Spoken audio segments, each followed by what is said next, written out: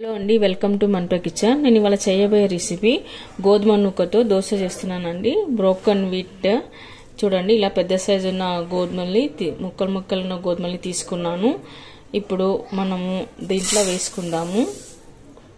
నేను ఇక్కడ 2 కప్స్ దాకా తీసుకున్నానండి. ఇప్పుడు అదే కప్పుతో 1 కప్పు మినపగుళ్ళు కూడా తీసుకోవాలి. ఇవి ఒక రాత్రంతా నానబెట్టుకోవాలన్నమాట. అలాగే 1 స్పూన్ దాకా మెంతులు కూడా వేసుకోవాలి. ఇలా అంతా వేసి పెట్టుకున్న తర్వాత మనము వాష్ చేసి పెట్టుకుందాము.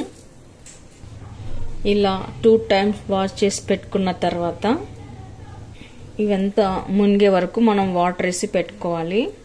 ఇది ఒక నైట్ అంతా నానాలండి. తర్వాత మార్నింగ్ మిక్సీ పట్టి పెట్టుకోవాలి. డయాబెటీస్ ఉన్న వాళ్ళకి దోశలు చాలా మంచివండి. అలాగే చిన్నపిల్లలకి కూడా చాలా హెల్దీ కూడా.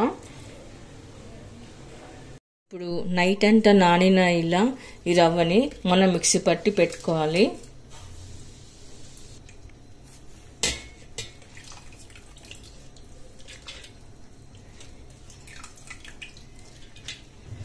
మనం దోశ పిండి ఎలా వేసుకుంటామో అలానే వేసుకోవాలండి. ఇందులో కొద్దిగా వాటర్ వేసుకోవాలి. మొత్తం ఇలా స్మూత్ గా గ్రైండ్ చేసి పెట్టుకోవాలి. అలాగే ఇప్పుడు మనం మిగతా పిండిని కూడా చేసి పెట్టుకుందాము. ఇలా మొత్తం స్మూత్ గా రావాలి, అప్పుడు దోశలు బాగా వస్తాయి. ఇప్పుడు దీని అంతా ఒక బౌల్లోకి తీసి పెట్టుకుందాము.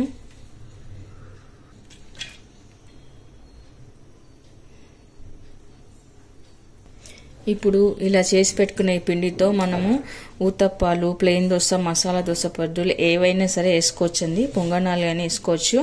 అయితే ఇప్పుడు మనం కాసేపు దీన్ని మూసి పక్కన పెట్టుకుందాము. ఇప్పుడు మనం దోశలు వేసే ముందు కొద్దిగా సాల్ట్ వేసుకోవాలి.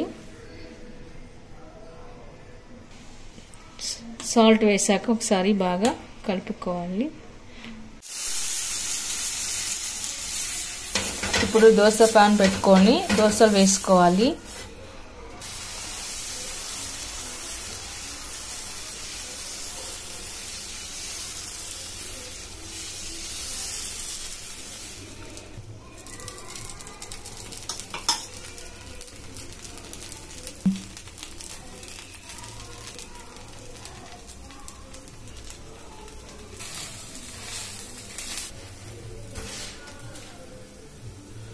ఇప్పుడు అలాగే మిగతా దోశలన్నీ కూడా వేసుకోవాలి.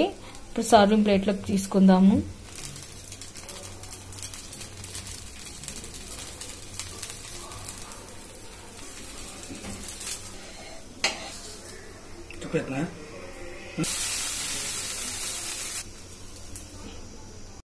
ఓకే అండి, గోధుమ నూక దోశలు చాలా టేస్ట్ గా ఉన్నాయి. చాలా బాగా వచ్చినాయి. మృదువుగా, స్మూత్ గా చాలా బాగుంది. ఇక్కడ నేను మామిడిపళ్ళ రసం తీసుకున్నాను మరియు పల్లి చట్నీ తీసుకున్నాను. చాలా టేస్ట్గా ఉంది. ఇది హెల్దీ కూడా. పిల్లలకైనా పెద్దలకైనా ఎవరికైనా డయాబెటీస్ వాళ్ళకి చాలా హెల్దీ ఫుడ్.